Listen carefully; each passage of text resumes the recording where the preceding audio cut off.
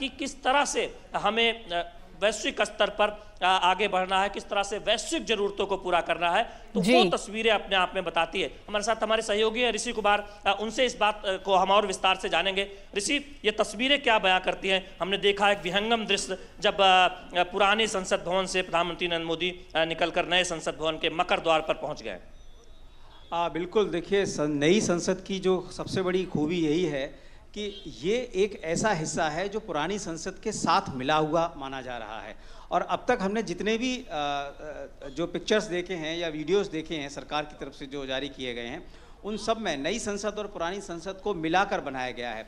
तो जिस तरीके से प्रधानमंत्री ने भी कहा कि हमें पुरानी संसद को सिर्फ पुरानी संसद कह के नहीं भुलाना है, बल्कि उसको एक संविधान सदन के नाम पर जाना जाए, और हमेशा इस बात को हमें तस्दीक देती रहनी पड़ेगी कि इस पुरानी संसद ने हमें क्या क्या दिया है। लेकिन उन्होंने जिस तरीके से अब ये हम देख रहे हैं कि प्रधानमंत्री अपने तमाम सहयोगियों के साथ जो नई संसद में प्रवेश कर रहे हैं, और इस संसद में जिस तरीके से अलग अलग द्वार बनाए गए हैं, और एक द्वार जिस द्वार से प्रवेश कर रहे हैं, ये पुरानी संसद के गेट नंबर 1 के सामने का द्वार है, मकर द्वार जिसे कहते हैं। और इसी द्वार के माध्यम से हम ये देखेंगे कि कैसे जो हमारी संसद है वहाँ पर जो आगे का जो आने जाने का जो रास्ता होगा वो इसी मकर द्वार से मेन रास्ता माना जाएगा। देखिए, 3 मुख्य द्वार हैं। तिकोनी संसद है हमारी जो नई संसद भवन है, उसमें गज द्वार जहाँ पर झंडारोहण ध्वजारोहण का कार्यक्रम हुआ था रविवार को,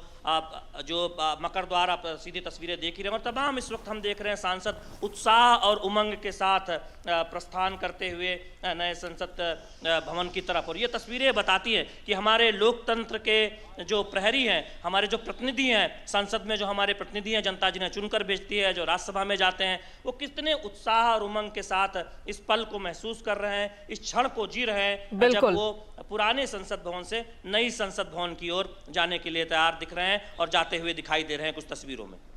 बिल्कुल शैलेंद्र, और देखिए ये जो तस्वीरें हैं निश्चित तौर से प्रधानमंत्री के साथ उनके सहयोगी हैं और तमाम विपक्ष के सांसद भी हैं।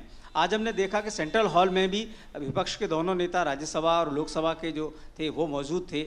और हमारी संसद की जो संसदीय परंपराओं की ये गरिमा है कि जब हम कोई बड़े काम करते हैं तो सब साथ मिलकर करते हैं, और आज भी यही दृश्य दिखाई दे रहे हैं। तस्वीरों में सीधे दिखाई दे रहा है प्रधानमंत्री नरेंद्र मोदी, एक तरफ रक्षा मंत्री राजनाथ सिंह हैं, दूसरी तरफ गृह मंत्री अमित शाह हैं, बीजेपी के राष्ट्रीय अध्यक्ष जेपी नड्डा हैं, पीछे आप देखें नरेंद्र सिंह तोमर, तमाम जो केंद्रीय मंत्री हैं और बीजेपी के सांसदों, तमाम सांसदों का पूरा एक काफिला वो इस वक्त दिखाई दे रहा है। तो ये तस्वीरें ये बताती हैं कि किस तरह से आप जो आकांक्षी भारत का जो सपना है वो पूरा हो रहा है। तो इस वक्त आप ये देखिए जो पुरानी संसद से नए संसद में जो प्रवेश कर रहे हैं प्रधानमंत्री नरेंद्र मोदी, जो वो तस्वीरें इस वक्त हम देख रहे हैं, मकर द्वार इसे बोलते हैं। और ठीक उसके सामने हमने देखा पुरानी संसद और उसके ठीक सामने मकर द्वार, और वहाँ प्रधानमंत्री नरेंद्र मोदी तमाम सांसदों के साथ, अपने केंद्रीय मंत्रियों के साथ, वरिष्ठ मंत्रियों के साथ प्रवेश करते हुए हमने इन तस्वीरों को देखा।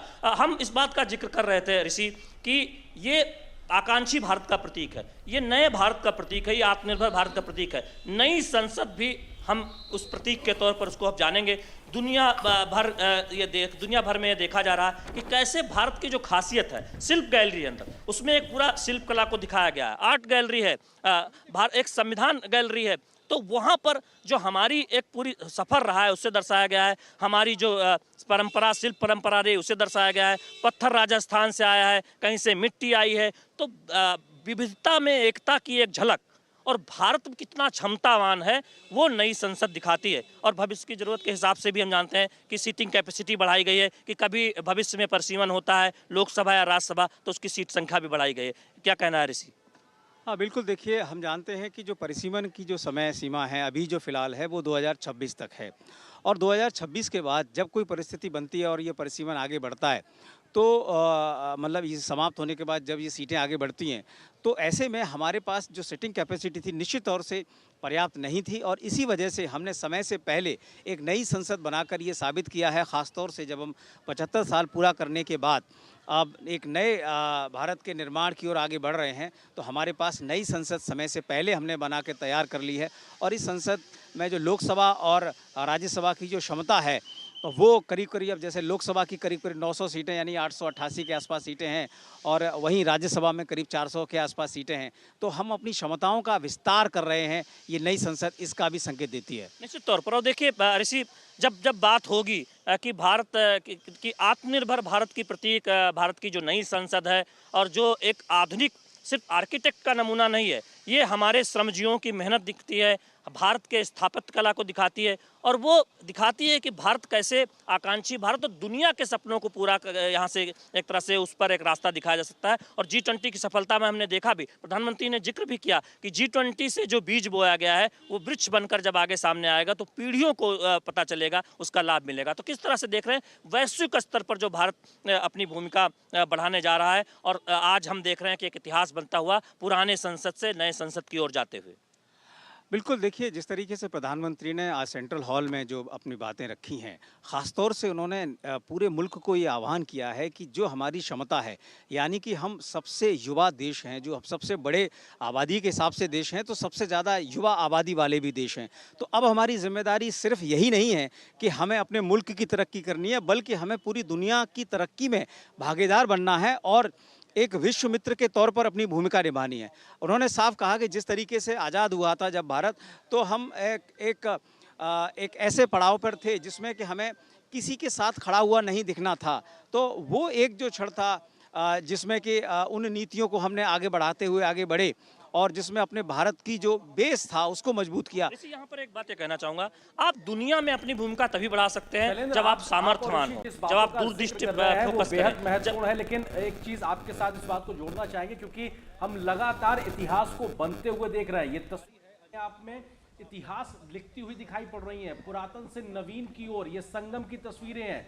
और देश के मुखिया के तौर पर प्रधानमंत्री, क्योंकि 140 करोड़ जनता लोकतांत्रिक व्यवस्थाओं के माध्यम से अपने मुखिया को चुनती है, वो तमाम सांसदों के साथ में पुराने संविधान भवन से, कहा जाए पुरानी संसद भवन से नए संसद भवन की ओर जा रहे हैं। ये दिखाता है किस प्रकार से नई ऊर्जा, नए संचार के साथ, जिसका जिक्र प्रधानमंत्री ने किया था, वो नया इतिहास लिखने के लिए नई संसद अब काम करती नजर आएगी। बामुश्किल अब 10 मिनट का वक्त है, 1:15 बजे के आसपास में नए संसद भवन में कामकाज की शुरुआत होने वाली है और निश्चित तौर से हम सबको इंतजार है कि क्या कुछ नए दिन, पहले दिन यहां पर देखने को मिलेगा। और ये लगातार तस्वीरें, और प्रधानमंत्री ने कल जिस बात का जिक्र किया था अपने संबोधन में पुरानी संसद भवन के आखिरी दिन की चर्चा के समय, 75 वर्ष के इतिहास में कि कितना स्वर्णिम भरा एक सफर रहा है इन 75 वर्षों का, 7.5 दशक का इस संसदीय इतिहास का, एक लोकतांत्रिक इतिहास का। और निश्चित तौर से उन तमाम बड़े पड़ावों के लेकर हम कभी भी इस पुराने भवन को भूल नहीं सकते और शायद इसीलिए संविधान भवन के तौर पर भी इसको याद किया जाएगा। लेकिन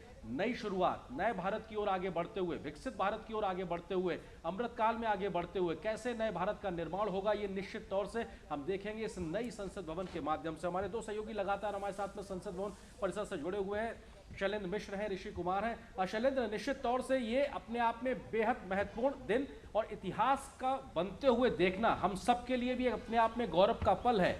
यहां से प्रधानमंत्री के शब्दों में कहें तो नई ऊर्जा के साथ में जब नई संसद भवन में नए प्रावधानों को लेकर बात होती नजर आएगी, तो निश्चित तौर से क्या हम उम्मीद कर सकते हैं कि आज का दिन एक और इतिहास लिखता नजर आएगा, अगर हम प्रावधानों के लिहाज से बात करें तो? शैलेंद्र,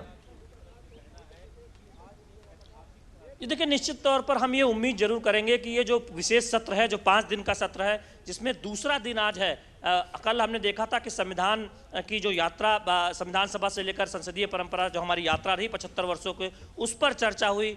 आज केंद्रीय कक्ष में कार्यक्रम हुआ और उसके बाद हमने देखा आपसे थोड़ी देर पहले प्रधानमंत्री और नरेंद्र मोदी और तमाम लोकसभा और राज्यसभा के सांसदों ने नए संसद भवन में प्रवेश किया, मकर द्वार से ये प्रवेश हुआ। तो वहाँ से ये तस्वीरें दिखाती हैं कि कैसे हम अपनी संजोते हुए, विरासत को संजोते हुए आगे बढ़े हैं अपने जो आकांक्षी भारत और आत्मनिर्भर भारत के प्रतीक नए संसद भवन की ओर। तो निश्चित तौर पर इतिहास लिखा जा चुका है, एक इतिहास लिखा जा चुका है जब हम पुराने संसद से नए संसद में प्रवेश हुए हैं, और एक और इतिहास लिखा जाएगा, इस बात की उम्मीद है। वो उत्साह और उमंग, जिस बात का जिक्र प्रधानमंत्री नरेंद्र मोदी ने कल संसद के सत्र शुरू होने से पहले किया था, वो दिखाई पड़ रहा है, परिलक्षित हो रहा है चेहरों पर, सांसदों के चेहरों पर। और जो लोग देखने आए थे संसद में, जो तमाम हम जानते हैं सत्र चलता है, लोग देखने आते हैं, और बड़ी संख्या में हमने देखा संसद भवन परिसर के बाहर महिलाएं आई हुई हैं, वो बहुत प्रफुल्लित हैं जो कुछ तरह की खबरें आ रही हैं उसको लेकर। और महिलाएं कहती हैं कि प्रधानमंत्री नरेंद्र मोदी की अगुवाई में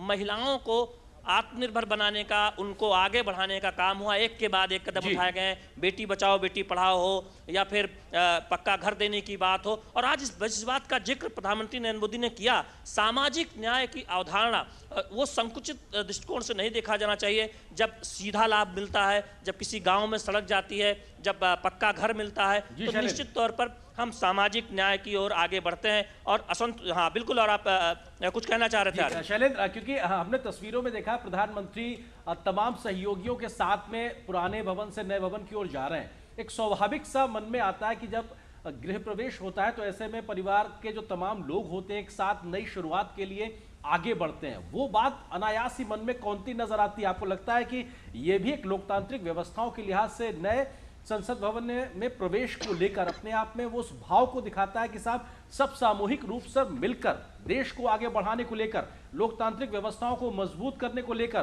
देश की तरक्की विकास के आगे बढ़ाने को लेकर एकजुट दिखाई पड़ रहा है? ये सहयोग, ये साथ कम से कम ये सीधे संकेत देता है। ये देखिए, कल से जब से ये विशेष सत्र शुरू हुआ है, कल हमने चर्चा देखी जब 75 वर्षों के जो सफर रहा संसद का, उस पर एक चर्चा हुई और उसमें हमने देखा कि सत्ता पक्ष हो या विपक्ष के तमाम सांसदों ने हिस्सा लिया। और वहाँ से जो एक संदेश गया स्पष्ट तौर पर कि मतभेद हो सकते हैं लेकिन मनभेद नहीं होना चाहिए, जैसा कि प्रधानमंत्री कई बार कहते हैं। और वो एक तस्वीर दिखी कि सभी इस बात की चर्चा कर रहे हैं कि कैसे देश को आगे ले जाना है। और आज हमने केंद्रीय कक्ष में देखा जब वरिष्ठ सांसदों ने अपनी बात रखी, विपक्ष की तरफ से मल्लिकार्जुन खड़गे जो नेता प्रतिपक्ष हैं राज्यसभा ने, उन्होंने अपनी बात रखी। अधीर रंजन चौधरी जो सबसे बड़े विपक्षी दल के नेता हैं लोकसभा में, उन्होंने अपनी बात रखी। नेता सदन के तौर पर प्रधानमंत्री नरेंद्र मोदी और राज्यसभा नेता सदन के तौर पर पीयूष गोयल ने अपनी बात रखी। उपराष्ट्रपति और राज्यसभा के सभापति जगदीप धनखड़ ने अपनी बात रखी। संदेश बहुत स्पष्ट था कि सामूहिक प्रयास से हम आगे बढ़ रहे हैं। दुनिया की चुनौतियों में भारत कैसे बेहतर योगदान कर सकता है, अब हम उतने काबिल बनने की ओर आगे बढ़ रहे हैं, उतने सामर्थ्यवान बन रहे हैं। तो ये तस्वीरें अपने आप में दिखाती हैं, कल और आज जो नेताओं के भाषण संबोधन है वो दिखाते हैं कि कैसे सामूहिक प्रयास से भारत नित नई उपलब्धियां हासिल कर रहा है। निश्चित तौर पर नेतृत्व का योगदान होता है।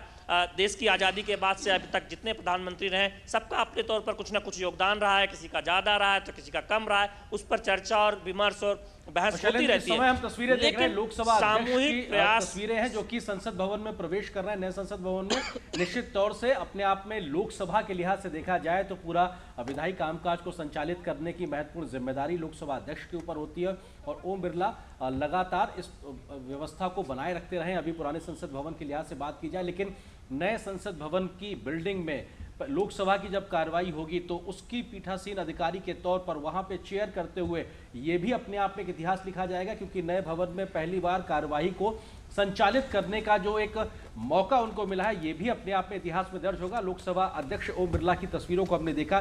शैलेंद्र, आप अपनी बात रख रहे थे, लेकिन निश्चित तौर से नए भारत की आकांक्षाओं की पूर्ति के लिहाज से नए संसद भवन में भी तमाम व्यवस्थाओं को रखा गया है, उसमें हमारी परंपरा को भी समाहित किया गया है, तो आधुनिकता की भी हर एक जरूरत को ध्यान रखा गया है। ये महज आज की जरूरतें नहीं बल्कि आने वाले दशकों की जरूरतों के मद्देनजर नए भवन को तैयार किया गया। ये भी दिखाता है भारत की बढ़ती क्षमताओं को कि हम आने वाली जिम्मेदारियों के लिए आज से ही तैयारी करते दिखाई पड़ रहे हैं। शैलेंद्र, देखिए, कई दशकों की जो भावी जरूरतें हैं, संसद को उस हिसाब से नए संसद को बनाया गया है। और आप समझिए कि हम जानते हैं कि कभी न कभी परसीमन होना है, लोकसभा और राज्यसभा की सीटों की संख्या बढ़नी है। और जो पुराना संसद भवन था वहां पर जगह नहीं थी लोकसभा और राज्यसभा और ये तस्वीरें बढ़ने की, वहां पर बैठने की, प्रधानमंत्री नरेंद्र मोदी तस्वीरों में दिखाई पड़ रहे हैं। और संभवतः ये लोकसभा का एक दृश्य है जहां पर प्रधानमंत्री एक तरीके से अंदर आ रहे हैं, तमाम सांसद भी नजर आ रहे हैं। और ये एक तरीके से कार्रवाई के पहले दिन नए संसद भवन की तस्वीरें, प्रधानमंत्री के साथ में संसदीय कार्य मंत्री प्रहलाद जोशी जी, इसके अलावा राज्यसभा के नेता पीयूष गोयल और जो कि वाणिज्य मंत्री भी है वो साफ नजर आ रहे हैं। और तमाम लोग बेजे थपथपाकर अभिवादन करते हुए प्रधानमंत्री मोदी का। और ये ऐतिहासिक क्षण जब नए संसद भवन में आज पहली कामकाज की बैठक के लिहाज से काम शुरू होने जा रहा है, प्रधानमंत्री की मौजूदगी।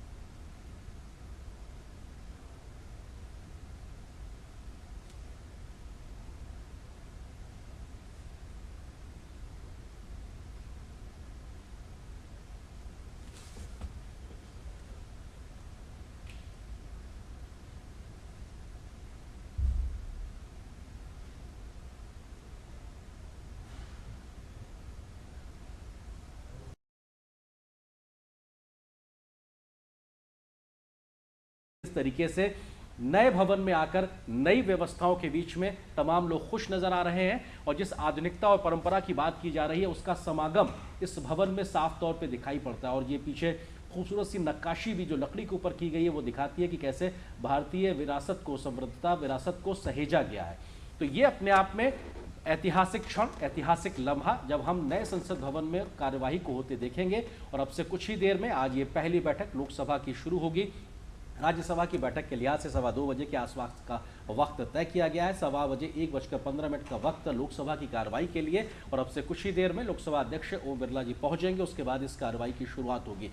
निश्चित तौर से ये बेहद महत्वपूर्ण, क्योंकि नए संसद भवन की अगर बात की जाए तो वो भी अपने आप में भविष्य की जरूरतों को ध्यान में रखकर बनाया गया है। आज की तारीख में जो मौजूदा सांसदों की संख्या है, अगर जब परिसीमन की व्यवस्था लागू होगी तो उसमें सांसदों की संख्या में एक बड़ा इजाफा होगा। उस संभावित संख्या को ध्यान रखते हुए भी, लोकसभा और राज्यसभा के उन सदस्यों की संख्या को ध्यान रखते हुए भी उस प्रकार की व्यवस्थाएं को समाहित किया गया है।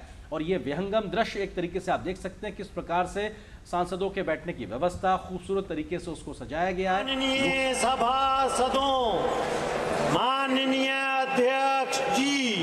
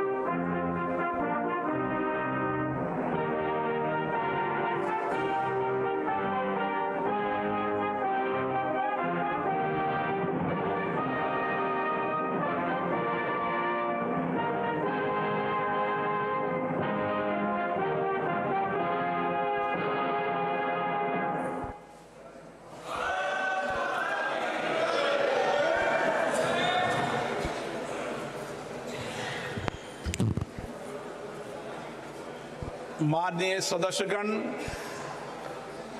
आज हमारे देश के लोकतांत्रिक इतिहास का एक अत्यंत महत्वपूर्ण दिन है, जब हम संसद के नए भवन में लोकसभा की पहली बैठक आरंभ कर रहे हैं।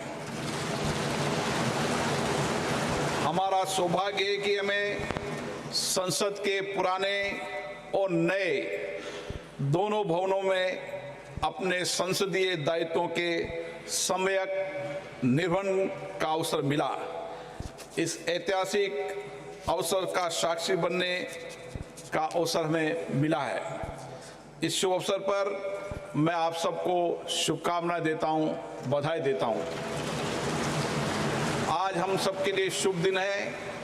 मैं सभी को भी गणेश चतुर्थी की भी बहुत बहुत शुभकामनाएं, बधाई देता हूं। माननीय सदस्यगण, आज हम अपने देश के उन संस्थापकों, राष्ट्र निर्माताओं को स्मरण करते हैं और उन्हें श्रद्धांजलि देते हैं जिनके संघर्ष एवं बलिदान के कारण हमें आज़ादी मिली। उन्होंने एक ऐसा संविधान दिया जो जनता की को केंद्र में रखकर राष्ट्र के प्रत्येक नागरिकों की प्रगति को सुनिश्चित करता है। माननीय सदस्यगण, जो हमारी श्रेष्ठ संसदीय परंपराएं, परिपाटियां और अनुभव रहे, हम इस नए भवन में उन श्रेष्ठ परंपराओं को आगे बढ़ाएंगे। जो हमारे अच्छे अनुभव रहे उनको आगे बढ़ाएंगे और जो हमारे अच्छे अनुभव नहीं रहे उन अनुभवों को त्याग करेंगे। ये हम संसद की उच्च मर्यादा प्रतिष्ठा कायम करें। हम नए भवन में नए विचारों के साथ लोकतंत्र की संस्कृति को, चर्चा संवाद की श्रेष्ठ परंपराओं को स्थापित करें। हम सदन में शालीनता और मर्यादा से अपने विचारों को रखें सहमति असहमति लोकतंत्र का मूल मंत्र है, किंतु हम उसे गरिमा के साथ व्यक्त करें, मुद्दों पर चर्चा करें। हमारा यह सदन स्वस्थ चर्चा और संवाद का केंद्र बने। हमारे राजनीतिक और वैचारिक मतभेद हो सकते हैं, लेकिन हमने देश हित में एक साथ मिलकर बड़े फैसले लिए हैं। मुझे आशा है इस सदन में भी हम उसी परंपराओं का निर्वहन करेंगे। इसलिए मेरा आपसे आग्रह है कि नए भवन में हम एक ऐसे प्रतिमान स्थापित करें जिससे लोकतंत्र और लोकतांत्रिक संस्थाओं के प्रति जनता का विश्वास, भरोसा और मजबूत हो। आज हमारे सदन की गतिविधियों को सूचना प्रौद्योगिकी और नई तकनीक के माध्यम से पूरा देश देख रहा है। इसलिए हम इस नए भवन में देश की अपेक्षाओं, आकांक्षाओं के अनुरूप जनता के विश्वास और भरोसे को जीतने का प्रयास करें। उनके मुद्दे, उनकी आकांक्षाओं को जिम्मेदारी के साथ मर्यादित तरीके से सदन में रखें। माननीय सदस्यगण, सदन के सुचारू संचालन में सभी माननीय सदस्यों का सहयोग मुझे निरंतर मिलता रहा है। मुझे आशा है नए संसद भवन में भी, इस कक्ष में भी अच्छी परंपराओं और परिपाटियों को लागू करते हुए आप मुझे सहयोग करेंगे और सदन को सुव्यवस्थित नियमों प्रक्रियाओं से चलाने में मेरा सहयोग करेंगे। हमारा यह भवन हमारी विरासत, विविधता और आधुनिकता का भव्य संगम है।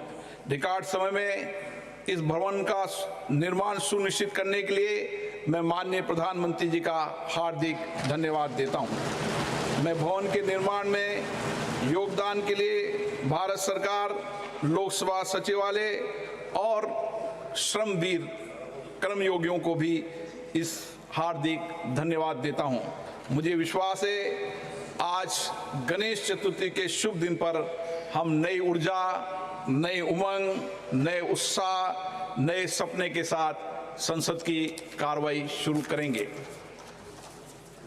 मैं अब माननीय प्रधानमंत्री जी से आग्रह करूंगा कि वह सदन को संबोधित करें।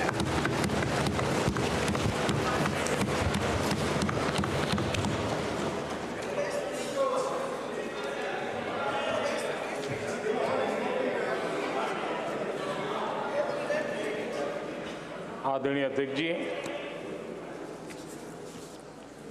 नए संसद भवन का ये प्रथम और ऐतिहासिक सत्र है। मैं सभी माननीय सांसदों को और सभी देशवासियों को बहुत बहुत शुभकामनाएं देता हूं। आदरणीय अध्यक्ष जी, आज प्रथम दिवस के प्रथम सत्र में नए सदन में आपने मुझे बात रखने के लिए अवसर दिया है, इसलिए मैं आपका बहुत बहुत आभार व्यक्त करता हूँ। इस नए संसद भवन में मैं आप सभी माननीय सांसदों का भी हृदय से स्वागत करता हूँ। ये अवसर कई मायनों में अभूतपूर्व है। आज़ादी के अमृत काल का ये उषा काल है और भारत अनेक सिद्धियों के साथ नए संकल्प लेकर के नए भवन में अपना भविष्य तय करने के लिए आगे बढ़ रहा है। विज्ञान जगत में चंद्रयान 3 की गगनचुंबी सफलता हर देशवासी को गर्व से भर देती है। भारत की अध्यक्षता में G20 का असाधारण आयोजन विश्व में इच्छित प्रभाव, इस अर्थ में ये अद्वितीय उपलब्धियां हासिल करने वाला एक अवसर भारत के लिए बना। इसी आलोक में आज आधुनिक भारत और हमारे प्राचीन लोकतंत्र का प्रतीक नए संसद भवन का शुभारंभ हुआ है। सुखद संयोग है कि ये गणेश चतुर्थी का शुभ दिन है।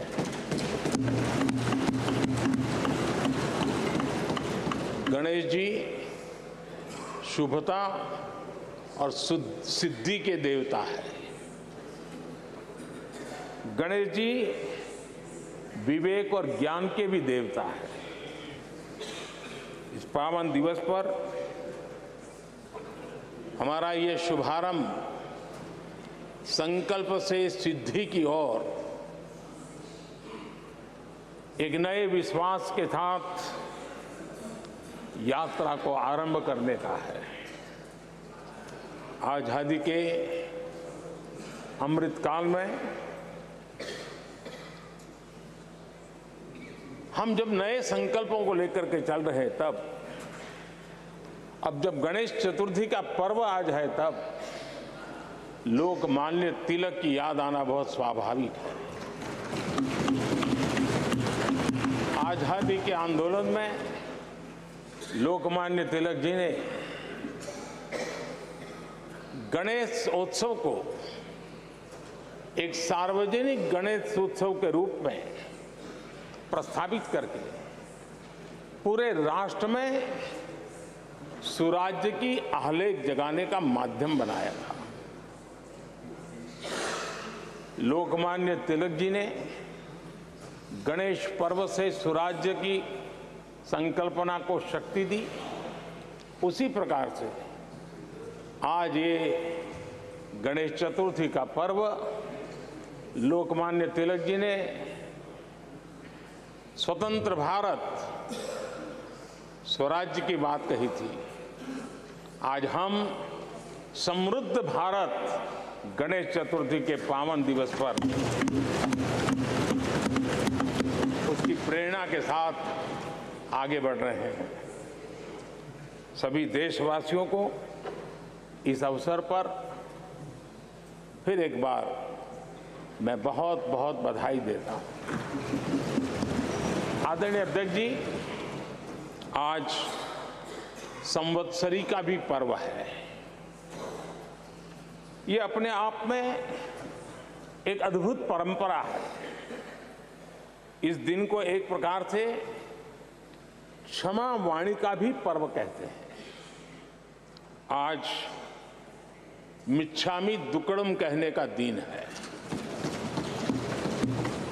ये पर्व मन से, कर्म से, वचन से अगर जाने अनजाने किसी को भी दुख पहुंचाया है तो उसकी क्षमा याचना का अवसर है। मेरी तरफ से भी पूरी विनम्रता के साथ, पूरे हृदय से आप सभी को, सभी सांसद सदस्यों को और सभी देशवासियों को मिच्छामि दुक्कड़म। आज जब हम एक नई शुरुआत कर रहे हैं, तब हमें अतीत की हर कड़वाहट को भुलाकर आगे बढ़ना है। इस स्पिरिट के साथ जब हम यहां से हमारे आचरण से, हमारी वाणी से, हमारे संकल्पों से जो भी करेंगे, देश के लिए, राष्ट्र के एक एक नागरिक के लिए वो प्रेरणा का कारण बनना चाहिए और हम सबको इस दायित्व को निभाने के लिए भरसक प्रयास भी करना चाहिए। आदरणीय अध्यक्ष जी, ये भवन नया है, यहां सब कुछ नया है, सारी व्यवस्थाएं नई हैं। यहाँ तक आपके सब साथियों को भी आपने एक नए रंग रूप के साथ प्रस्तुत किया है।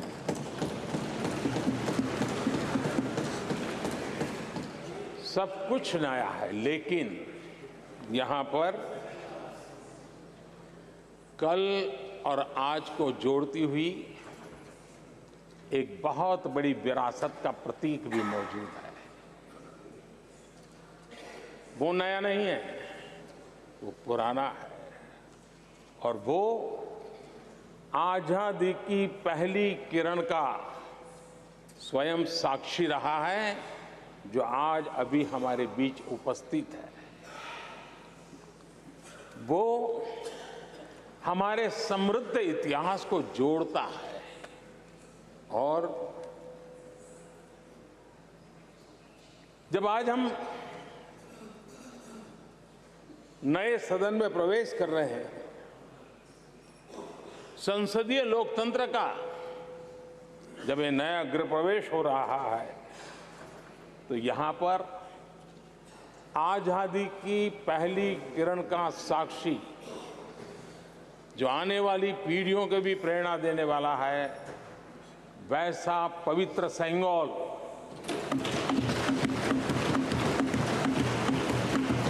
और ये वो सेंगोल है जिसको भारत के प्रथम प्रधानमंत्री पंडित नेहरू का स्पर्श हुआ था। ये पंडित नेहरू के हाथों में पूजा विधि कर करके आजादी के पर्व का प्रारंभ हुआ था, और इसलिए एक बहुत महत्वपूर्ण अतीत को उसके साथ ये सेंगोल हमें जोड़ता है। तमिलनाडु की महान परंपरा का वो प्रतीक तो है ही, देश को जोड़ने का भी, देश की एकता का भी वो प्रतीक है। और हम सभी माननीय सांसदों को हमेशा जो पवित्र सेंगोल पंडित नेहरू के हाथ में शोभा देता था, वो आज हम सब की प्रेरणा का कारण बन रहा है। इससे बड़ा गर्व क्या हो सकता है। आदरणीय अध्यक्ष जी, नए संसद भवन की भव्यता आधुनिक भारत के महिमा को भी मंडित करती है।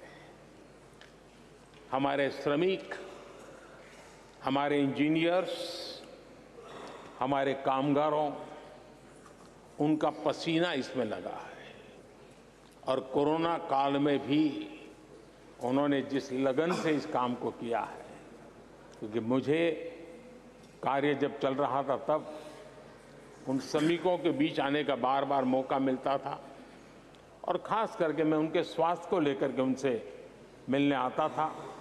लेकिन ऐसे समय भी उन्होंने इस बहुत बड़े सपने को पूरा किया।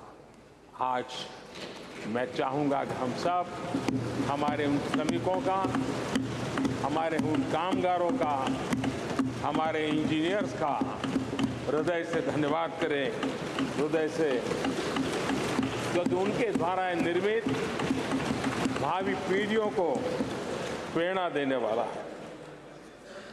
और 30,000 से ज्यादा श्रमिक बंधुओं ने परिश्रम किया है, पसीना बहाया है इस भव्य व्यवस्था को खड़ी करने के लिए, और कई पीढ़ियों के लिए ये बहुत बड़ा योगदान है।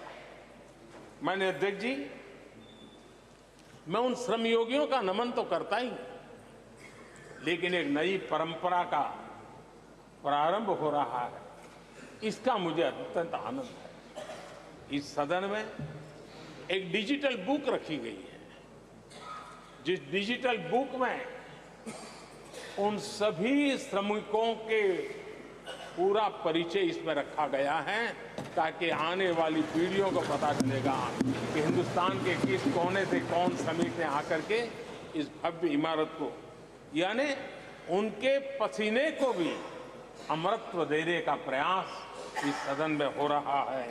ये एक नई शुरुआत है, शुभ शुरुआत है, और हम सब के लिए गर्व की शुरुआत है। मैं इस अवसर पर 140 करोड़ देशवासियों की तरफ से, मैं इस अवसर पर लोकतंत्र की महान परंपरा की तरफ से हमारे इन श्रमिकों का अभिनंदन करता हूं। आदरणीय अध्यक्ष जी, हमारे यहां कहा जाता है यत् भावो तद् भवति, और इसलिए हमारा भाव जैसा होता है वैसे ही कुछ घटित होता है। यद् भावो तद् भवति, और इसलिए हम जैसी भावना करते हैं और हम जैसी भावना करके प्रवेश किया है, मुझे विश्वास है भावना भीतर जो होगी हम भी वैसे ही खुद भी बनते जाएंगे, और वो बहुत बड़ी स्वाभाविक है। भवन बदला है, मैं चाहूंगा भाव भी बदलना चाहिए, भावना भी बदलनी चाहिए।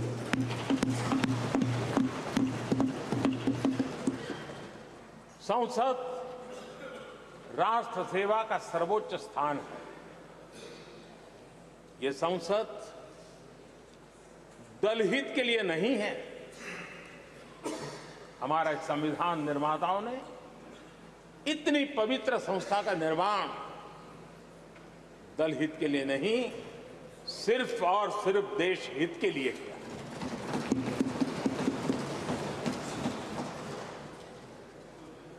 नए भवन में हम सभी अपने वाणी से, विचार से, आचार से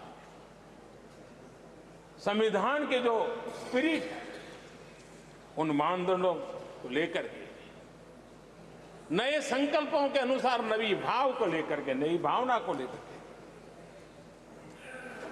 मैं आशा करता हूं अध्यक्ष जी, आप कल भी कह रहे थे, आज भी कह रहे थे, कभी स्पष्ट कह रहे थे, कभी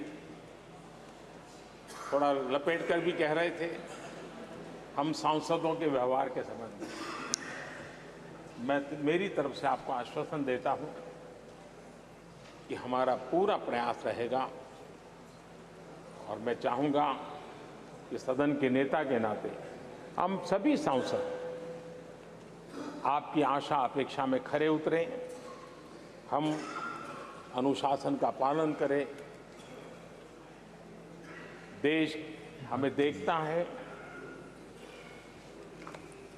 आप जैसा दिशा निर्देश करें। लेकिन माननीय अध्यक्ष जी, अभी चुनाव तो दूर है, और जितना समय हमारे पास बचा है इस पार्लियामेंट के, मैं पक्का मानता हूं कि यहां जो व्यवहार होगा ये निर्धारित करेगा कि कौन यहां बैठने के लिए व्यवहार करता है और कौन वहां बैठने के लिए व्यवहार करता है। जो वहां ही बैठे रहना चाहता है उसका व्यवहार क्या होगा, और जो यहां आकर के भविष्य में बैठना चाहता है उसका व्यवहार क्या होगा, इसका फर्क बिल्कुल आने वाले महीनों में देश देखेगा और उनके बर्ताव से पता चलेगा, ये मुझे पूरा विश्वास है। आदरणीय अध्यक्ष जी, हमारे यहां वेदों में कहा गया है, सम्यच्च सव्रता भूत्वा वाचम वदत भद्रया, अर्थात हम सब एक मत होकर, एक समान संकल्प लेकर कल्याणकारी सार्थक संवाद करें। यहां हमारे विचार अलग हो सकते हैं, विमर्श अलग हो सकते हैं, लेकिन हमारे संकल्प एकजुट ही होते हैं, एकजुट ही रहते हैं, और इसलिए हमें उसकी एकजुटता के लिए भी भरपूर प्रयास करता रहना चाहिए। आदरणीय अध्यक्ष जी, हमारी संसद ने राष्ट्रहित के तमाम बड़े अवसरों पर ही इसी भावना से काम किया है। न कोई इधर का है न उधर का है, सब कोई राष्ट्र के लिए करते रहे।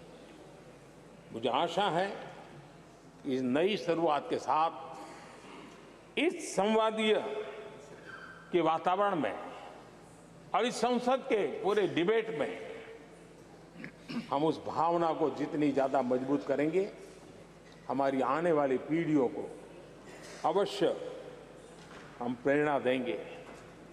संसदीय परंपराओं की जो लक्ष्मण रेखा है, उन लक्ष्मण रेखा का पालन हम सबको करना चाहिए और वो स्पीकर महोदय की अपेक्षा को हमें जरूर पूरा करने की कोशिश करनी चाहिए। आदरणीय अध्यक्ष जी, लोकतंत्र में राजनीति, नीति और शक्ति का इस्तेमाल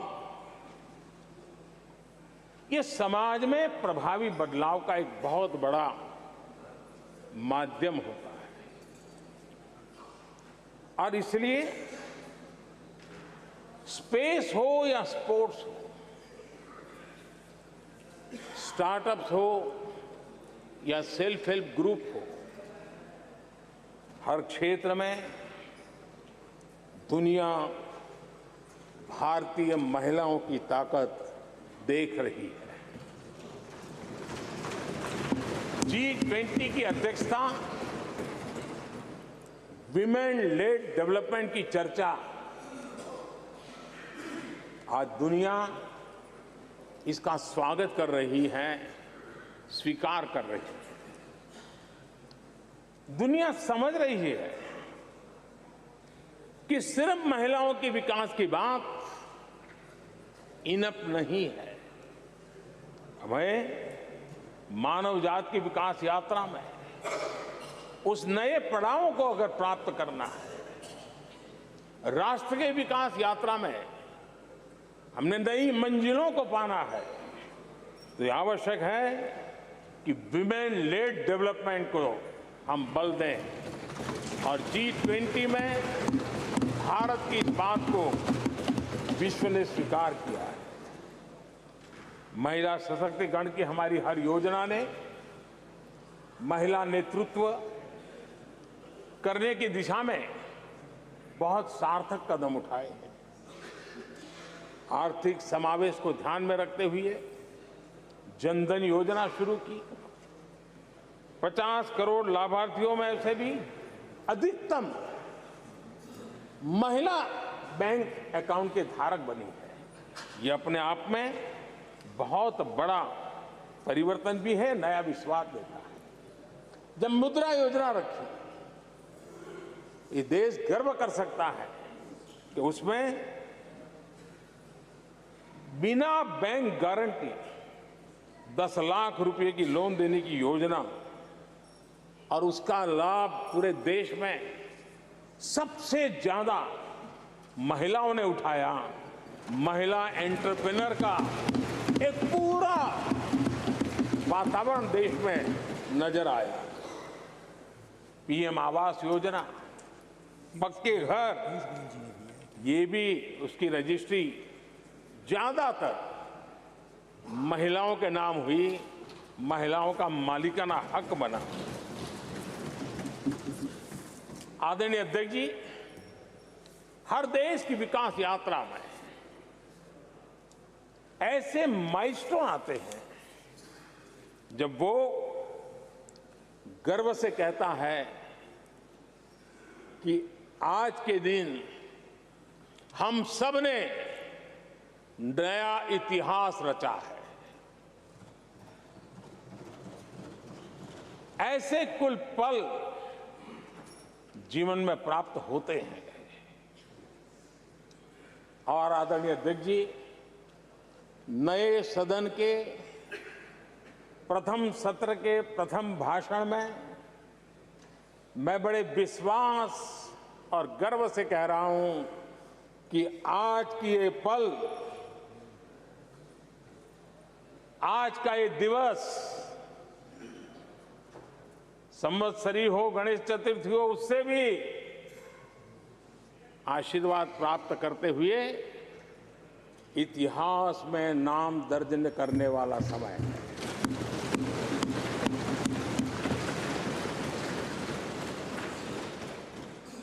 हम सब के लिए पल गर्व की पल है। अनेक वर्षों से महिला आरक्षण के संबंध में बहुत चर्चाएं हुई हैं, बहुत वाद विवाद हुए हैं। महिला आरक्षण को लेकर संसद में पहले भी कुछ प्रयास हुए हैं। 1996 में इससे जुड़ा बिल पहली बार पेश हुआ था। अटल जी के कार्यकाल में कई बार महिला आरक्षण का बिल पेश किया गया, कई बार, लेकिन उसे पार कराने के लिए आंकड़े नहीं जुटा पाए और उसके कारण वो सपना अधूरा रह गया। महिलाओं को अधिकार देने का, महिलाओं की शक्ति का उपयोग करने का वो काम शायद ईश्वर ने ऐसे कई पवित्र काम के लिए मुझे चुना है।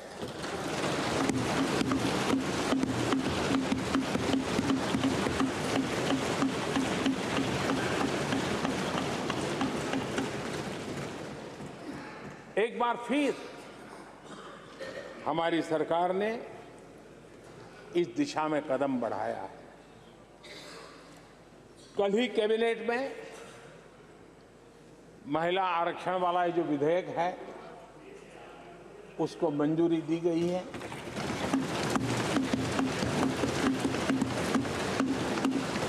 आज 19 सितंबर की ये तारीख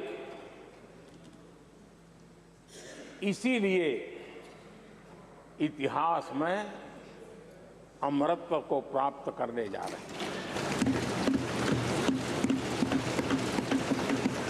आज जब महिलाएं हर सेक्टर में तेजी से आगे बढ़ रही हैं, नेतृत्व कर रही है, तो बहुत आवश्यक है कि नीति निर्धारण में, पॉलिसी मेकिंग में हमारी माताएं, बहनें, हमारी नारी शक्ति अधिकतम योगदान दें, ज्यादा से ज्यादा योगदान। योगदान ही नहीं, वे महत्वपूर्ण भूमिका निभाएं। आज इस ऐतिहासिक मौके पर नए संसद भवन में सदन की पहली कार्यवाही के रूप में उस कार्यवाही के अवसर पर देश के इस नए बदलाव का आह्वान किया है और देश की नारी शक्ति के लिए सभी सांसद मिलकर के नए प्रवेश द्वार खोल दें। इसका आरंभ हम इस महत्वपूर्ण निर्णय से करने जा रहे हैं। विमेन लेड डेवलपमेंट के अपने संकल्प को आगे बढ़ाते हुए हमारी सरकार आज एक प्रमुख संविधान संशोधन विधेयक प्रस्तुत कर रही है। इस विधेयक का लक्ष्य लोकसभा और विधानसभाओं में महिलाओं की भागीदारी का विस्तार करने का है। नारी शक्ति बंधन अधिनियम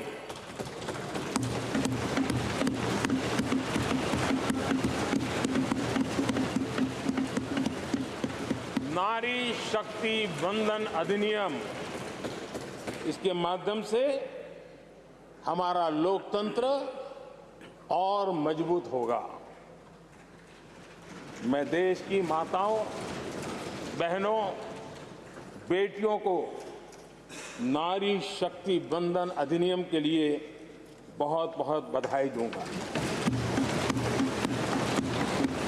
मैं सभी माताओं, बहनों, बेटियों को आश्वस्त करता हूं कि हम इस बिल को कानून बनाने के लिए संकल्पबद्ध है।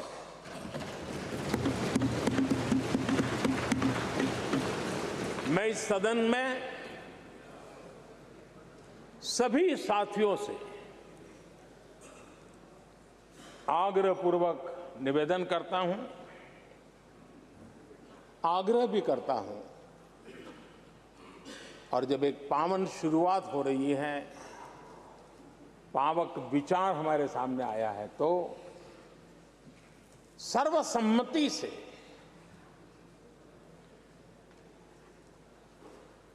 जब ये बिल कानून बनेगा तो उसकी ताकत अनेक गुना बढ़ जाएगी।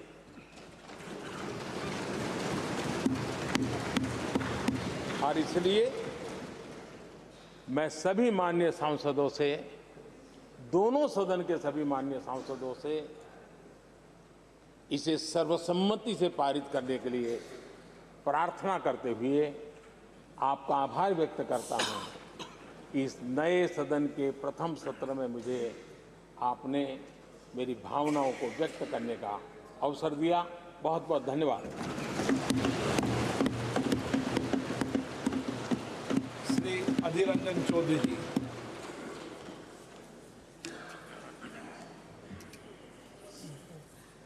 सर, सर्वप्रथम हमारे लोकसभा की स्पीकर, हमारे अभिभावक, आपको सबकी तरफ से आभार प्रकट करता हूं कि आप ये नए सदन में आज नया शुरुआत करने का पहल किए हैं, और इसके साथ साथ हमारी देश की हर नागरिकों को गणेश चतुर्थी की बधाई भी देना चाहते हैं। और सत्ता पक्ष और विपक्ष हम सब मिलकर देश को आगे ले जाएंगे, देश की ताकत को और मजबूत करेंगे और बढ़ाएंगे, क्योंकि हम ये मान के चलते हैं मंजिल की पार कर, नया मंजिल की तलाश कर, तुझे अगर दरिया मिल जाए तो समंदर की तलाश कर। ये हिंदुस्तान एक दिन में नहीं बने, हजारों लाखों शहादतों की चलते, खून पसीना बहाने की चलते हमारे देश आजाद हुई थी। और इसलिए सारे सदन की तरफ से उन सारे हमारे देश की आजादी लाने में जो अपना खून पसीना बहाया, मेहनत की, दिन रात एक करते हुए देश को ब्रिटिश हुकूमत से निकल के आज़ादी की रास्ते ले गए थे, उन सबको भी नमन करता हूं ये नए सदन से। ये आप लोगों का ही विरासत, जो विरासत के चलते पुराना संसद भी हमें देखने को मिला, और वही विरासत को आगे ले चलते नया संसद में हम सब मिलकर काम करेंगे, प्रयास करेंगे। यही मनसा के साथ ये नया सदन में पाए रखे हैं। मैं ये पहली बार इसके अंदर आते हैं, किसी ने पूछा था कि एक बार चलो नया सदन को देख लिया करो। मैंने कहा नहीं, अगर जाना है तो सीधा सदन के अंदर ही जाएंगे और उसके बाद धीरे धीरे सदन के हर कोने से परिचित होंगे। से नया सदन की ये कल्पना ये नहीं है सर। हमारे पूर्व लोकसभा की सांसद श्रीमती मीरा कुमार जी, उन्होंने पहले ये मुद्दा उठाई थी। उन्होंने ये भी कही थी कि हमारे जो भवन वो चुप से हुए रोते हैं, साइलेंटली वीपिंग। हमारे और एक महिला लोकसभा की अध्यक्ष रही सुमित्रा महाजन भी ये गुहार लगाते थे कि हमें नया एक संसद, एक नया भवन की जरूरत है, क्योंकि बहुत सारे खामियां धीरे धीरे निकल आते हैं। अच्छा हुआ देर सवेर नया संसद हमें मिले हैं और इस सरकार जो आज सत्ते पे है, इन्हीं सरकार की इस पहल की चलते नया सदन बने हुए हैं। तो इसमें हम ये सबका है, ये कोई पार्टी के नहीं, कोई व्यक्ति के नहीं, सबका है। हमारे पूर्व प्रधानमंत्री जवाहरलाल नेहरू कहते थे कि देश में काल्टिज्म नहीं होना चाहिए, कोई व्यक्ति पूजा नहीं होना चाहिए, देश सबका है।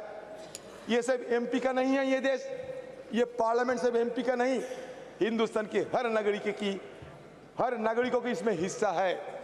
तो ये हमारे देश की संपदा माना जाता है। अटल जी भी कहते थे होने ये ना होने की ये क्रम इसी तरह चलता रहेगा, हम रहेंगे, ये भ्रम भी सदा पलते रहेंगे। तो स्वाभाविक रूप से कोई यहाँ हो या ना हो, हमारा ये ट्रेडिशन, ये विरासत, ये चलते रहेंगे जितने दिन ये देश हिंदुस्तान है, उतने दिन ये हमारे ये विरासत आज हम कल दूसरों ने ये लेते आगे निकलेंगे। सर, मैं सर्वप्रथम हमारे प्रधानमंत्री जी और आप सबके सामने मैं एक बात कहना चाहते हैं, जो भी करें आप लोग ये मान के चलिए कि हमारे लिए संविधान सर्वोपरि है। ये संविधान मान लीजिए हमारे लिए गीता, कुरान और बाइबल से कमी नहीं है। ये संविधान जिसमें लिखा हुआ है सत्यमेव जयते, ट्रूथ ऑलवेज प्रिवेल्स। हम भी चाहते हैं कि सत्य की मार्ग पर हम आगे निकले और हमारे देश को सारे दुनिया में हम रोशन करें।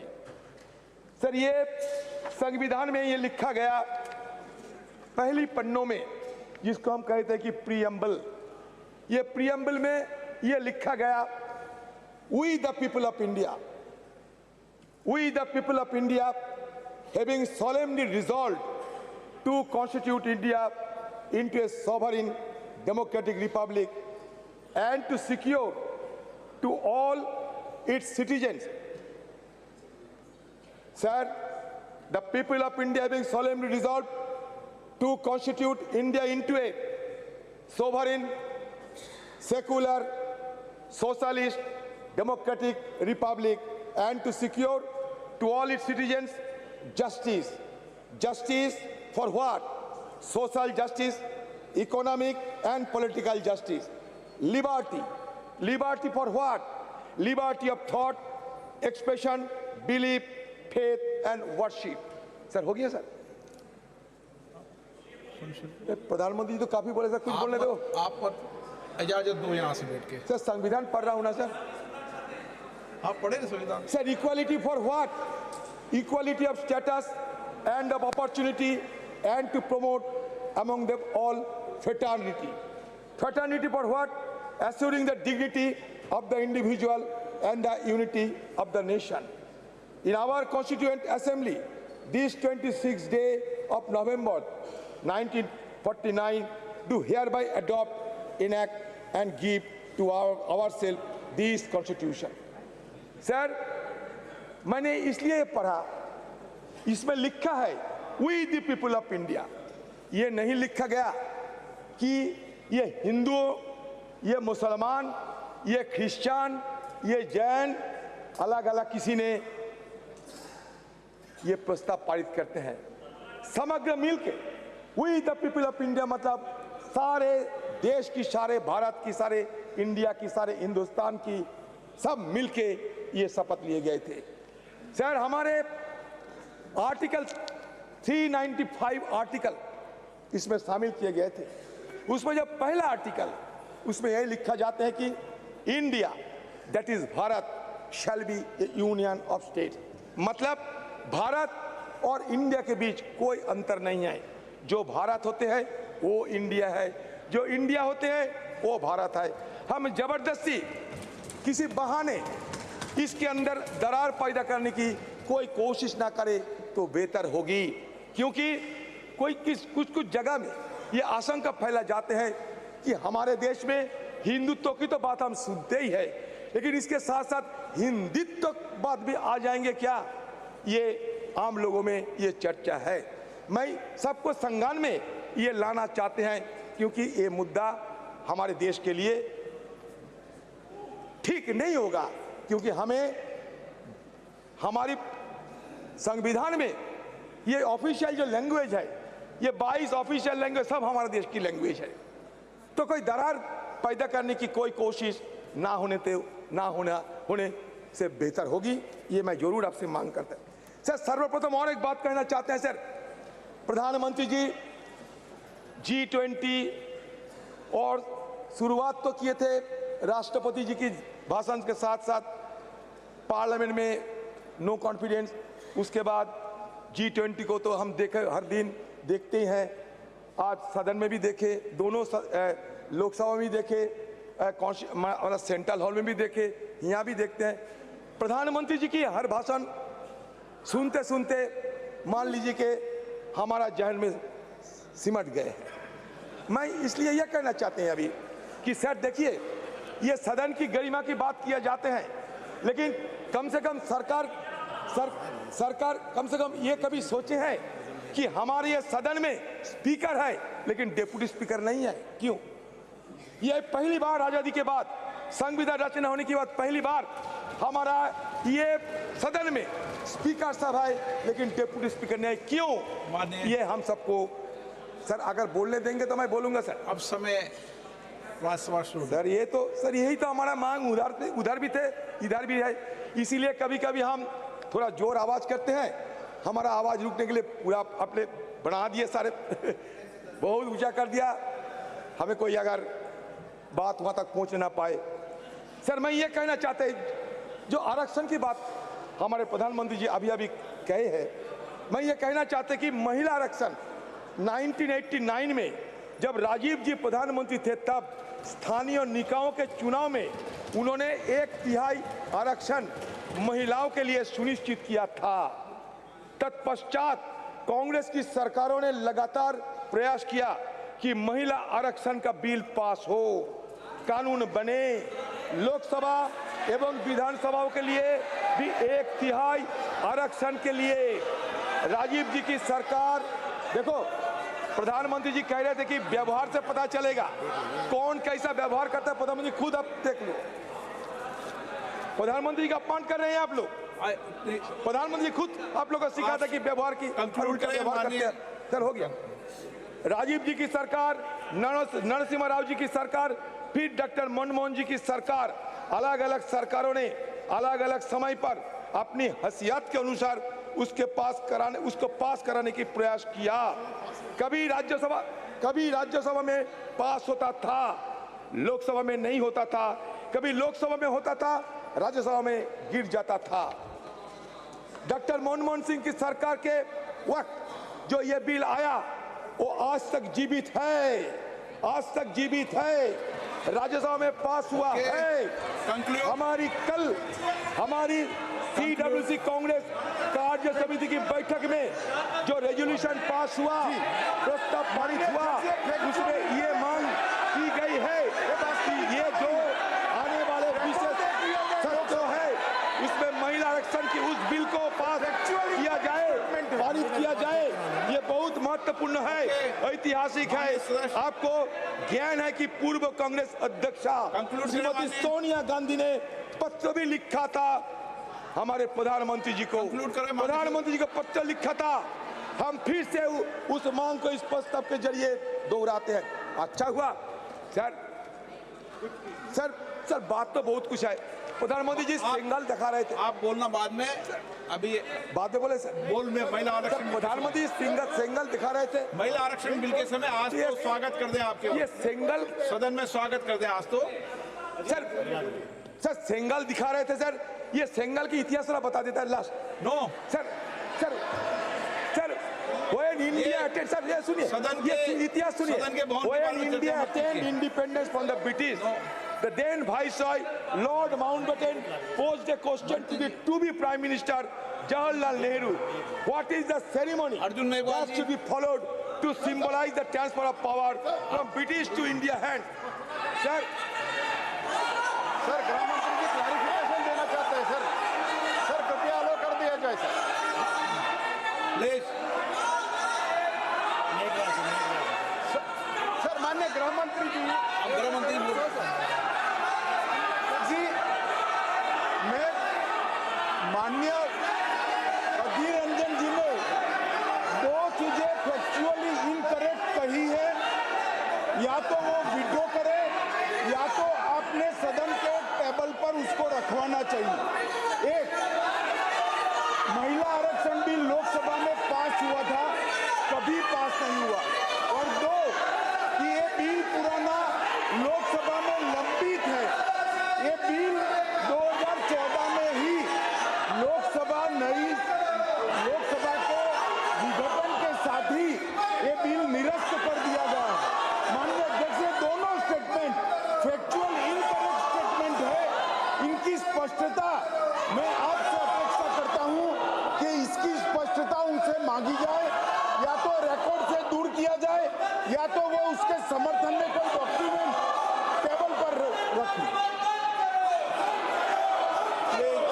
अर्जुन मेघवाल जी, आप जब एक मिनट आप सीट बैठे, आप कंक्लूड कर दो प्लीज, बैठे कंक्लूड करो आप प्लीज। पहला दिन है, इतना बात बोलते हैं पहले दिन, आप प्लीज अपनी सीट बैठे कंक्लूड करें आप। अधीर रंजन जी धन्यवाद देते हैं। Sir sir sir sir Lord Mountbatten posed a question to the to-be Prime Minister Jawaharlal Nehru. What is the ceremony that should be followed to symbolize the transfer of power from British to Indian hands? Nehru then consulted Raja Gopalachari, commonly known as Rajaji, who went on to become the first Viceroy of India. Rajaji identified the Chola model, where the transfer of power from one king to another was sanctified and blessed by high rulers. The symbol used was the handover of Sengal or scepter from one king to his successor. A golden scepter was crafted by Bhumidhi Bangaru Chetty, a famous jeweler in the Madras presidency. The makers of the Sengal, Bhimudi Etarajulu and Bhumudi Sudhakar are living in Chennai. Sir, इतिहास बता रहा हूँ, कुछ नहीं।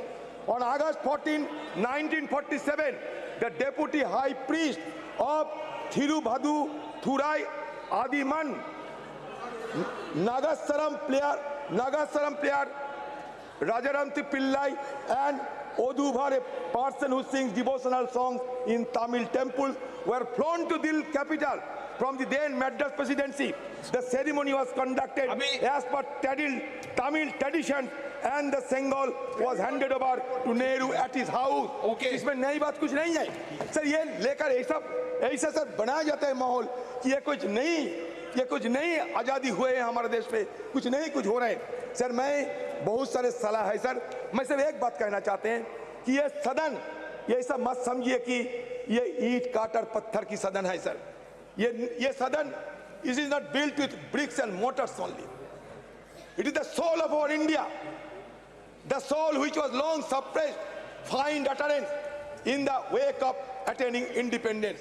So again I am saying that soul should not be suppressed again by any design. That is my view, and I am concluding the speech because sir, I do not find the adequate time to make my point further. गृह मंत्री जी, अध्यक्ष जी, मेरा व्यवस्था का प्रश्न है।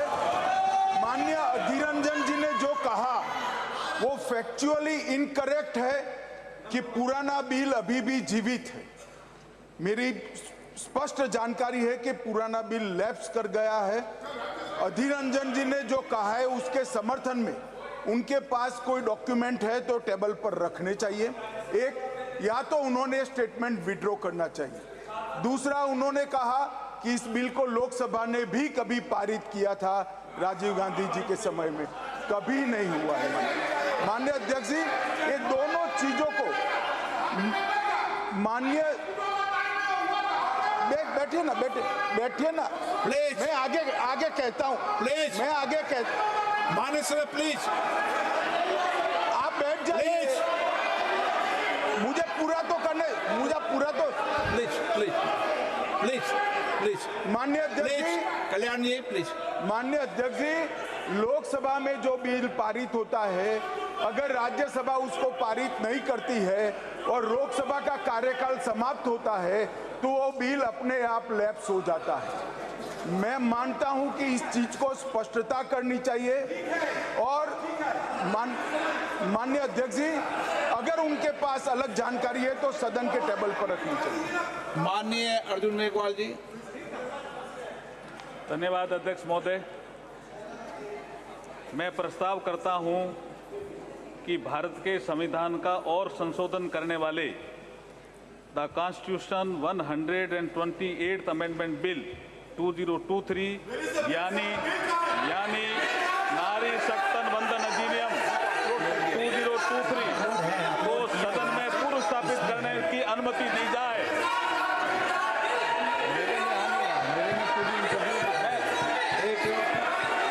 मैं बोलना भी चाहता हूं सर।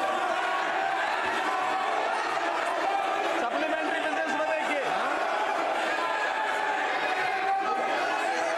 बिल को अपलोड, सप्लीमेंट्री बिजनेस में देखिए, बिल को अपलोड कर दिया गया है। नई टेक्नोलॉजी है संसद की, अपलोडेड और भी नई है। टेक्नोलॉजी में आप इसमें देख लें, अपलोडेड भी है, बिल अपलोडेड अपलोड भी कर दिया है, है। अपलोडेड भी है। अध्यक्ष जी, मैं कुछ बोलना चाहता हूं। अध्यक्ष जी, नई टेक्नोलॉजी है संसद में, आप इसको चलाइए, इसमें बिल लोड कर दिया गया है। आप बिल अपलोडेड भी है। मैं बोलना चाहता हूं अध्यक्ष जी, कुछ बोलना चाहता हूं। अध्यक्ष जी,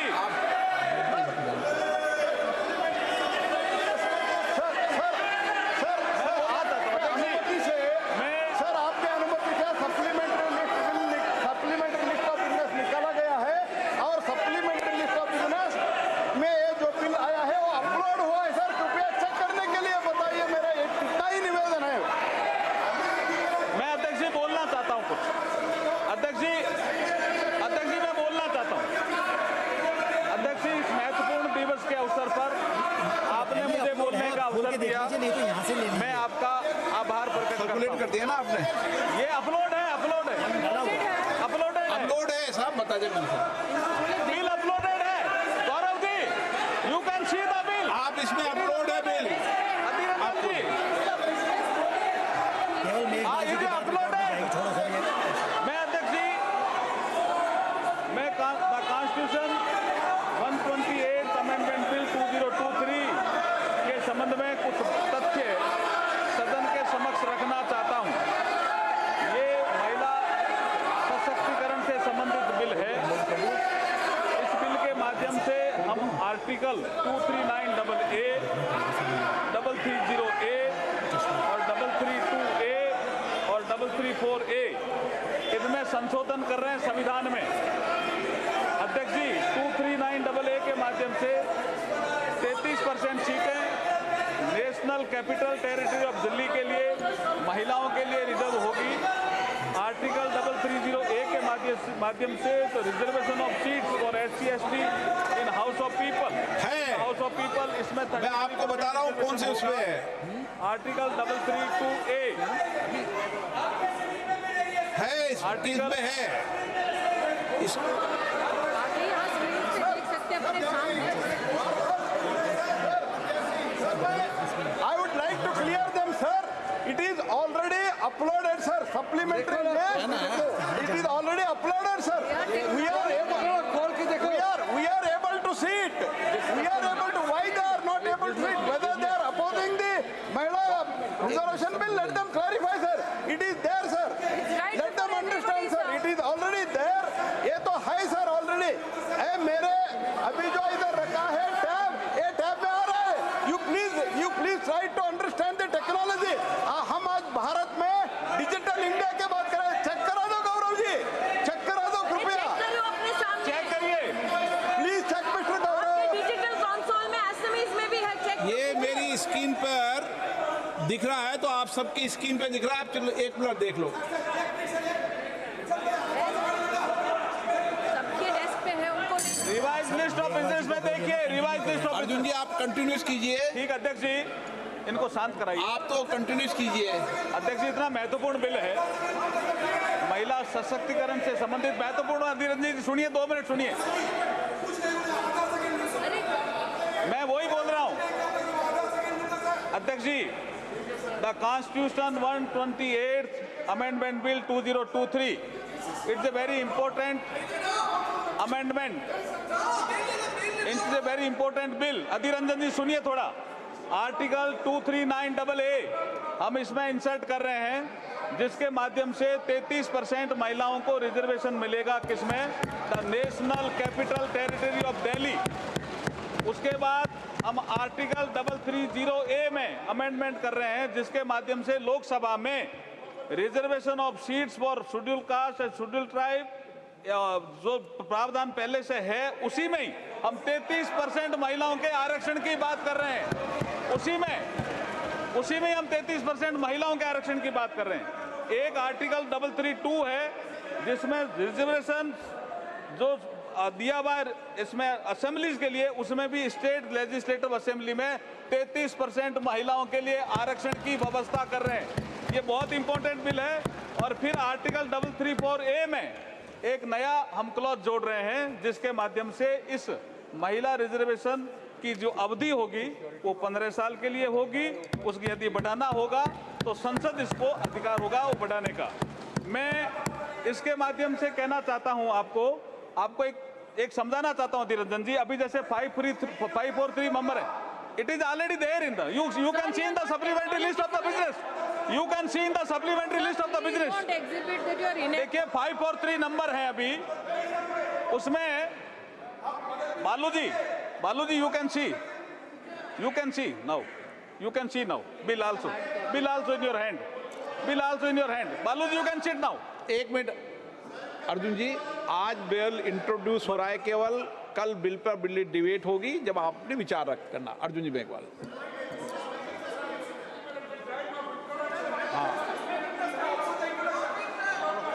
अध्यक्ष जी, मैं इस बिल के माध्यम से जो परिवर्तन होने वाला है वो बता रहा हूं अधीरंजन जी।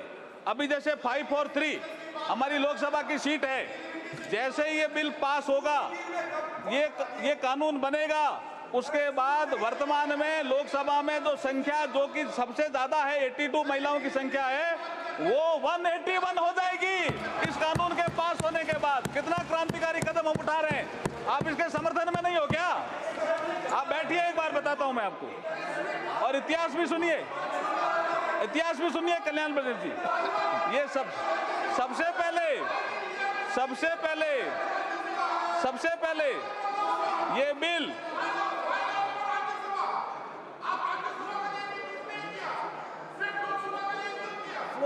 राज्यसभा में भी करेंगे हम। अब आप सुनिए कल्याण जी, राज्यसभा में बुलाएंगे। देखिए सबसे पहले ये बिल, मैं इतिहास बता रहा हूं इसका। सबसे पहले ये बिल सितंबर 96 देवेगौड़ा जी के समय आया, वो भी 11वीं लोकसभा में। उसके बाद दिसंबर 98 में माननीय अटल बिहारी वाजपेयी की जब सरकार थी तब आया, वो 12वीं लोकसभा में। उसके बाद दिसंबर 99 में अटल जी की सरकार थी, तब फिर आया 13वीं लोकसभा में। और ये जिसका जिक्र कर रहे हैं डॉक्टर मनमोहन सिंह जी के समय जो बिल आया वो लोकसभा में नहीं आया, वो आया मई 2008 में राज्यसभा। यही यहां से षड्यंत्र की बू आती। और राज्यसभा में आने के बाद ये डिपार्टमेंट रिलेटेड स्टैंडिंग कमेटी में गया और वहां ये बिल जब रिपोर्ट आई तो मार्च 2010 में 9 मार्च 2010 में राज्यसभा ने इसको पास किया। उसके बाद राज्यसभा ने कम्युनिकेट किया लोकसभा को, और जब रिपोर्ट किया तो लोकसभा के सेक्रेटरी जनरल जब इसको रिपोर्ट किया तो ये लोकसभा की प्रॉपर्टी बन गई। और 15वीं लोकसभा जैसे ही भंग हुई, अध्यक्ष जी, 15वीं लोकसभा जैसे ही भंग हुई 18 मई 2014 को, ये बिल भी लैप्स हो गया और इन लोगों ने पारित नहीं किया, जानबूझ के पारित नहीं किया। मैं कॉन्स्टिट्यूशन का प्रोविजन पढ़ना बताता हूँ अधीर रंजन के लिए। अभी सुनिए, आप सुनिए द प्रोविजन। ये इसके बाद मैं अधीर रंजन जी देखिए आर्टिकल 107। अरे सुनो तो सही। मैं अध्यक्ष जी इसके बिल के प्रावधान में मैं देखिए माननीय अध्यक्ष महोदय, आज नई संसद के पटल पर इस नारी शक्ति वंदन विधेयक 2023 को प्रस्तुत करते हुए मुझे अपार हर्ष और गर्व की अनुभूति हो रही है। आज ये सदन नारी शक्ति को लोकसभा और राज्यसभा में 33% भागीदारी देने का साक्षी बनेगा। भारत के यशस्वी प्रधानमंत्री श्री नरेंद्र मोदी जी की सोच हमेशा से नारी को शक्ति स्वरूप मानने की रही है और माननीय प्रधानमंत्री जी के नेतृत्व में देश में आज वुमेन डेवलपमेंट से वुमेन लेड डेवलपमेंट की ओर तेजी से कदम बढ़ा रहा है देश। आज हर क्षेत्र में, चाहे वो अंतरिक्ष हो, सेना हो, पुलिस हो, खेल जगत हो, उद्यमिता हो, व्यवसाय हो, साहित्य हो, कला हो, महिलाएं प्रभावशाली नेतृत्व करके देश को गौरवान्वित कर रही है। आज हम प्रधानमंत्री मोदी जी के नेतृत्व में नारी शक्ति वंदन विधेयक प्रस्तुत कर सच्चे अर्थों में नारी शक्ति को उनका अधिकार देने जा रहे हैं। अध्यक्ष महोदय, हमारी संस्कृति में नारी को सदैव से शक्ति स्वरूपा माना गया है। हमारे श्लोकों में भी कहा गया है, या देवी सर्वभूतेषु शक्ति रूपेण संस्थिता, नमस्ते नमस्ते नमस्ते नमो नमे। अध्यक्ष महोदय, मैं इस अवसर पर भारत के संविधान निर्माता बाबा साहब भीमराव अम्बेडकर का एक कोट आपके समक्ष प्रस्तुत करना चाहता हूं, कोट अनकोट। बाबा साहब को किसी ने पूछा कि आप किसी समाज के उत्थान की प्रगति कैसे नापते हो, व्हाट इज द पैरामीटर कि ये समाज या देश, ये राष्ट्र उन्नति कर रहा है। तो बाबा साहब ने एक कोट कहा था, उसको मैं कोट अनकोट कह रहा हूं। उन्होंने कहा, I measure the progress of a community by the degree of progress which women have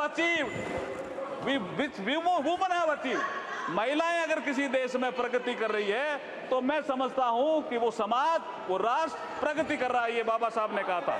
अध्यक्ष महोदय, मैं इस अवसर पर भारत के संविधान के शिल्पकार बाबा साहब भीमराव अम्बेडकर जी को इसलिए भी याद करना चाहता हूं कि 25 नवंबर 1949 को बाबा साहब ने कहा था इसी सेंट्रल हॉल में, जिसमें आज लास्ट फंक्शन हुआ, कि हम एक ऐसे युग में प्रवेश कर रहे हैं कि हम राजनीतिक क्षेत्र में तो समानता होगी लेकिन सामाजिक और आर्थिक क्षेत्र में समानता नहीं होगी।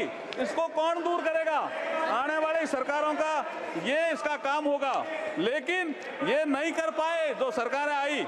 लेकिन जब प्रधानमंत्री मोदी जी आए 2014 में तो जन धन अकाउंट आया, एक महिला के अकाउंट, एक के अकाउंट नहीं, ये असमानता थी।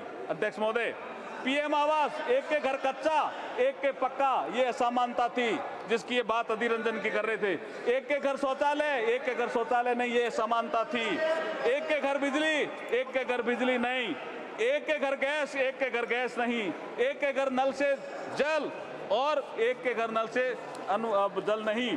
और मुद्रा योजना में भी जैसे प्रधानमंत्री ने जिक्र किया, स्टैंड अप इंडिया में भी 1 लाख से 10 करोड़ तक का लोन, ये असमानता दूर करने का काम अगर किसी ने किया है तो प्रधानमंत्री नरेंद्र मोदी जी ने किया है। इसलिए ये महिलाओं को सशक्तिकरण भी करेगा और महिलाओं का उत्थान भी करेगा और ये दिशा भी देगा। इसलिए मैं इसकी अनुमति चाहता हूं आपसे, ये नारी शक्ति वंदन विधेयक भारत के विकास में नारी शक्ति की भूमिका को निर्धारित करने वाला होगा। 2047 तक के अमृतकाल में विकसित भारत के निर्माण में मील का पत्थर साबित होगा। महिला सशक्तिकरण में वुमेन लेड डेवलपमेंट को नई दिशा देने वाला होगा। नए भारत के निर्माण में ऐतिहासिक महिला नेतृत्व को पहचान दिलाने वाला होगा। संपूर्ण विश्व के लिए प्रेरणा देने वाला ये सिद्ध होगा। इसलिए मैं आपसे अनुमति चाहता हूं कि इस विधेयक को पुनर्स्थापित करने की अनुमति दी जाए। धन्यवाद। प्रश्न ये कि विधेयक को पुनर्स्थापित करने की अनुमति प्रदान की जाए। प्रश्न है कि विधेयक को पुनर्स्थापित करने की अनुमति प्रदान की जाए। जो सदस्य इसके पक्ष में हाँ गए, जो सदस्य विरोध में ना गए, मेरे विचार में निर्णय हाँ वालों के पक्ष में हुआ। हाँ वालों के पक्ष में हुआ। माननीय मंत्री जी अब विधेयक को पुनर्स्थापित करें। I introduce the bill. Honorable Speaker sir.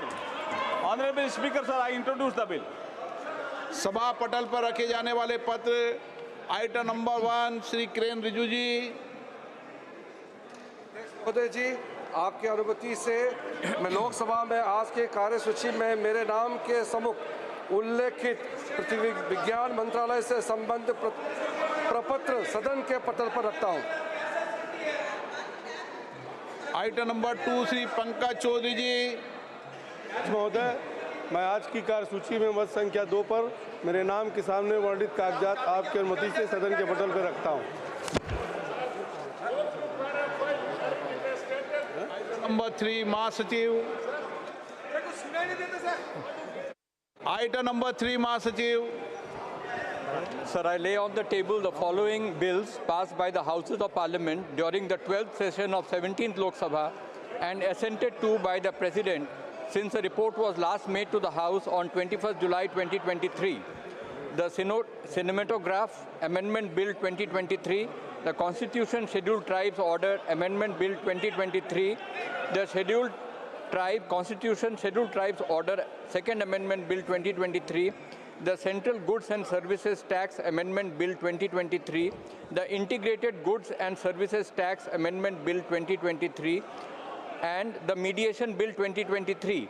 I also lay on the table a copy each, duly authenticated by the Secretary General Rajya Sabha, of following bills passed by the Houses of Parliament and assented to by the President: the Biological Diversity Amendment Bill 2023, the Multi-State Cooperative Societies Amendment Bill 2023, the Forest Conservation Amendment Bill 2023, the Mines and Minerals Development and Regulation Amendment Bill 2023, the Offshore Areas Mineral Development and Regulation Amendment Bill 2023, the Jan Vishwas Amendment of Provisions Bill 2023, the Government of National Capital Territory of Delhi Amendment Bill 2023, the Registration of Births and Deaths Amendment Bill 2023, the National Dental Commission Bill 2023, the Digital Personal Data Protection Bill 2023, the Indian Institutes of Management Amendment Bill 2023, the Constitution Scheduled Caste Order Amendment Bill 2023,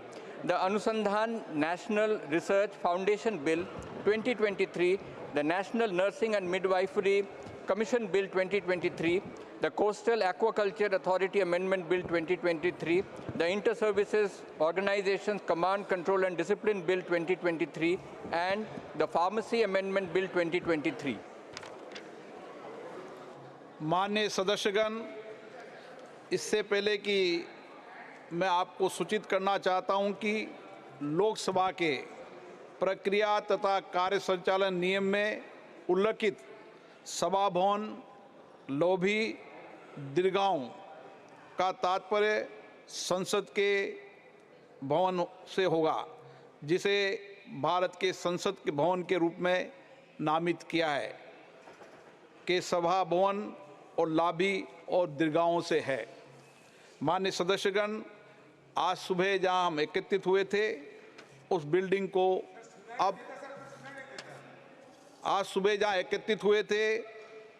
को अब संविधान सदन के नाम से जाना जाएगा।